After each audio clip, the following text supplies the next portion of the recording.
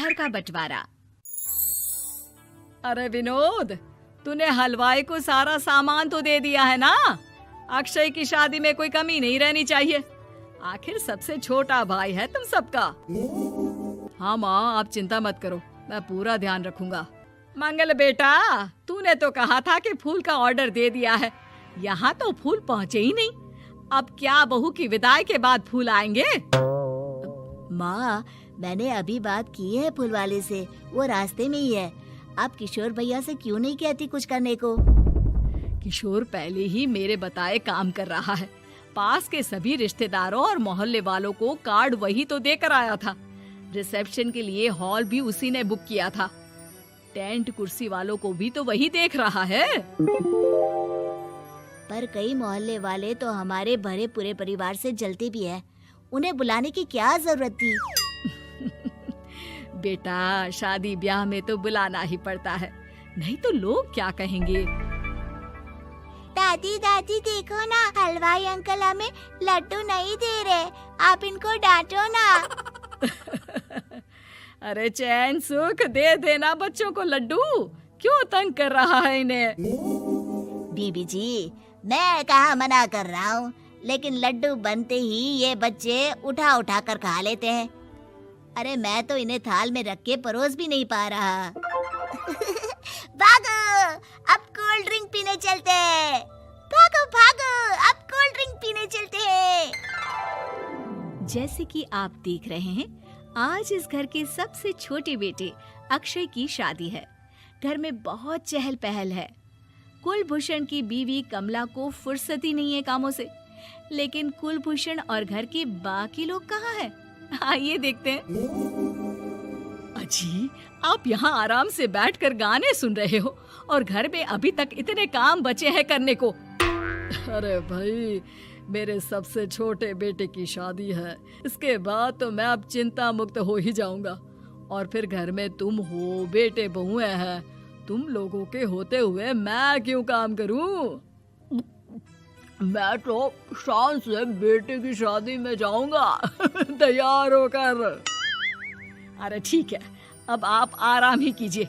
एक बार अभिषेक की बीवी आ जाए, फिर मैं भी आराम करूंगी और मेरी चारों बहुएं पूरे घर की जिम्मेदारियां संभाल लेगी। इतना कहकर कमला वापस अपने काम में लग जाती है। बेटा भी, तू अब तक तैयार नहीं हुआ? किससे बात कर रहा है फोन पर? तैयार कैसे हूँ? सैलून जाने से तो आपने मना किया है, क्योंकि मुझे हल्दी लग चुकी है। भाभीयों को देखो, सुबह से पार्लर में है।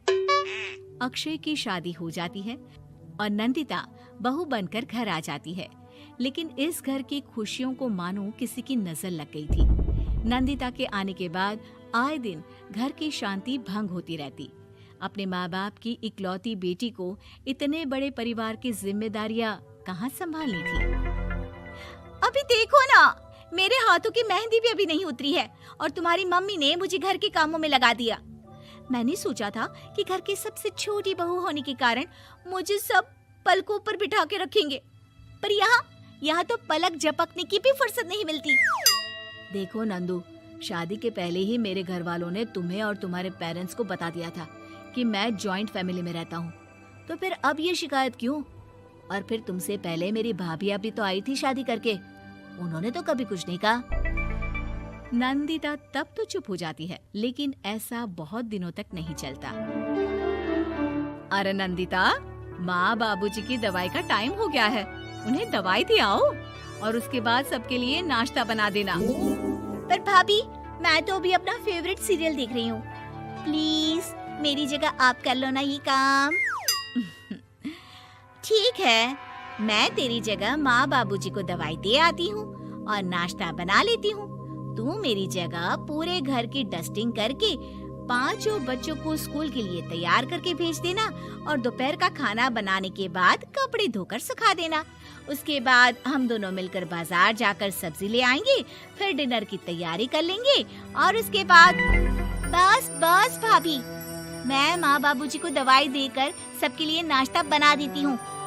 हे भगवान, ये कहाँ लाकर फंसा दिया मुझे।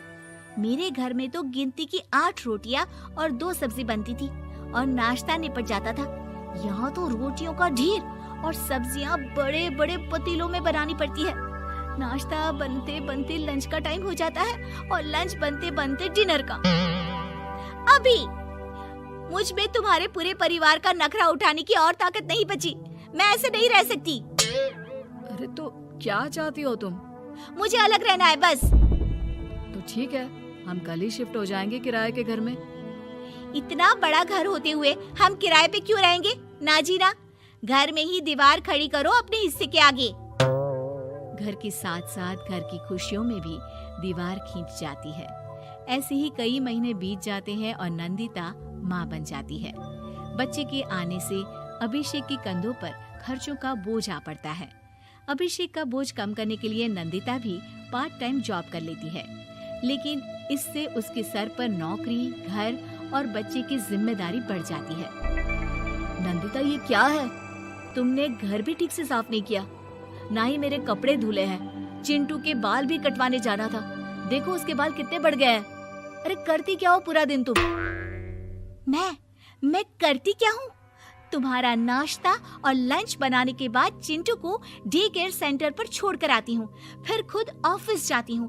पूरा दिन काम करके आने के बाद बिना आराम किए बाजार से सब्जियाँ लेकर आती हूँ, घर आकर खाना बनाती हूँ, चिंटू को देखती हूँ और क्या करूँ मैं? तो किसने कहा था अपने सर पर इतने काम लेने को? मत जाओ ऑफिस। ऑफिस जाए बिना घर के खर्चे कहाँ से पूरे होंगे? चिंटू की डे केयर का खर्च, उसके लिए बेबी फूड का खर्च, प्रेस वाले का खर्च, ये सब तुम्हारी सैलरी से होता नहीं है। अगर परिवार से अलग नहीं होती तो इतनी मुसीबतें नहीं उठानी पड़ती तुम्हें परिवार के साथ मिलकर काम करने में दिक्कत थी, लेकिन काम तो अब भी बहुत है तुम्हारे सर पर। चिंटू को भी डे केयर भेजने की जरूरत नहीं पड़ती। उसको गोद में खिलाने के लिए दादा दादी और घर के सभी बड़े होते। उसके साथ खेलने के लिए उसके भाई बहन भी होते। मेरे तीनों बड़े भाइयों के बच्चे भी बड़े हुए हैं, लेकिन बिना महंगा बेबी फूड खाए, क्योंकि मेरी माँ और भाभियाँ बहुत अच्छे से जानती है कि बच्चे को क्या खिलाना चाहिए। बिजली के बिल जैसे खर्चे भी सब मिलकर बांट लेते थे, लेकिन तुम्हें तो सबसे अलग रहने में ही मजा आता है, तो अब शिकायत क्यों करती हो? बस करो अभिषेक, बस करो। मैं मानती हूँ कि मैं गलत थी। मेरे एक गलत फैसले ने हमें बिल्कुल अकेला कर दिया है सबसे।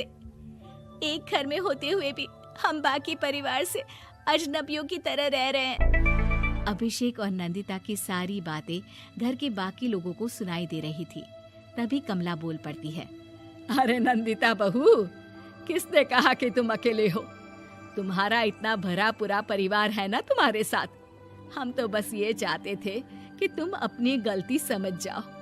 अगर हम तुम्हें समझाते तो शायद तुम ना समझती, लेकिन अपनी गलती का एहसास तुम्हें खुद हो गया है, तो अब तुम समझ चुकी हो परिवार में एक साथ रहने का मोल क्या होता है। मम्मी जी, मुझे माफ कर दीजिए, अब ऐसा दोबारा कभी नहीं होगा। अरे माफी बाद में, पहले मेरा पोता जरा मेरी गोद में तो दे, और तू जाकर सबके लिए चाय बना ला। वीडियो देखने के लिए मेरे चैनल को सब्सक्राइब करिए और ढेर सारा प्यार दीजिए।